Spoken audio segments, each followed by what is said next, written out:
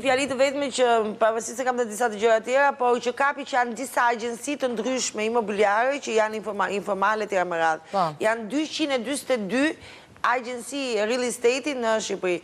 Dhe për mua, flas duke dalë jashtë modestësime. Në Tiranë apo në gjithë Shqipërinë? Në gjithë Shqipërinë, por janë kryesisht janë Tiranë, Durrës, Vlorë. Nuk jam profesionist fare dhe këto më marrin kohën time si një profesioniste që jam në real estate-in tim dhe kam një eksperiencë 30 vjeçare, pse?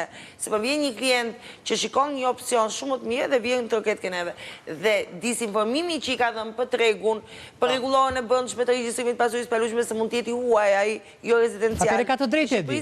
Mua më marrin 2-3 orë kohë për shpjegimin ligjor. Atëre Edi ka të drejtë për atë. Do të thënë, këto agjencisë real estate për mua që jam fatmirësisht në studio që ndiqem live tani, nuk duhet të licencohen vetëm me 10 ditë shkollë për të marrë licencën e një agenti imobiliar.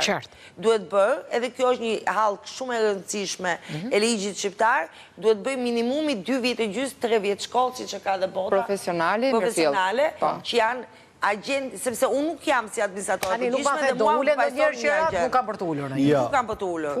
As të regu ishit blerë Me trëm ftohtësia e... E dikush nuk rritet... Me trëm ftohtësia e Gjendit. Sepse unë për ju a them dhe për ju a përsëri se kam qenë disa herë ke juve dhe në emisionet të tjera. Dhe disa herë tjera, po. Periferit e Tiranës nuk arrin më shumë se 10% deri 3 vjet të vazhdim.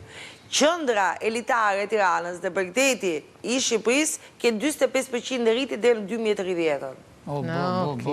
Periferit e Tiranës i ke maksimumi 10 deri 50%. Kjo është tema ime e ditës.